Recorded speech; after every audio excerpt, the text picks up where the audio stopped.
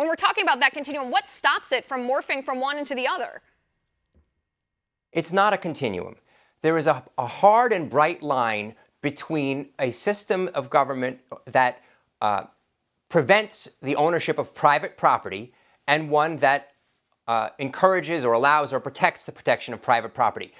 Whether you want to call it democratic socialism or social democracy or whatever, those are systems in which private property is an integral part of the system. They are systems that that embrace a capitalist economy, albeit with significant reform. The jump where you go from a line with some continuum into a jump into something different that's different in kind, not degree, is when you ban private property.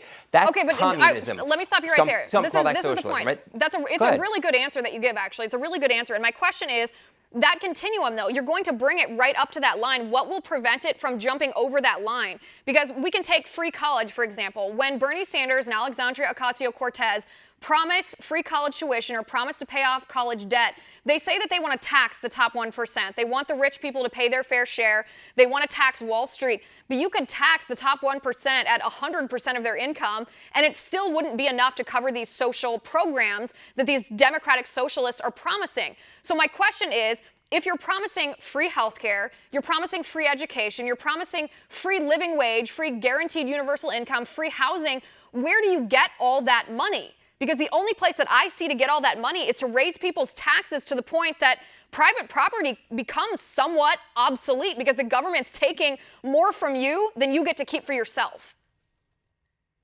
So you asked two different questions. I want to try to answer them both. One is you're asking about where does it stop? Well, where does anything stop? Where does cutting taxes for the rich stop, as Trump has done? If you're going to cut them by 5%, what's to stop him from cutting them down to 0? So this where does it stop argument really doesn't make a lot of sense. No, it makes wherever the perfect people sense in a here democracy because of want what it to stop. happens Right. when a government becomes socialist, because of how dangerous it is. If you don't have an answer, that's fine, but we have to determine what that point is and what the difference is before we could safely buy into what essentially is nonsense.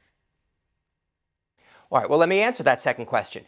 The answer is that you can have a government that increases taxes but gives people back something for those taxes. And I've talked about this before. Would you rather pay an extra $1,000 in taxes but save $2,000 on your health insurance premiums that you no longer have to pay to a for-profit company?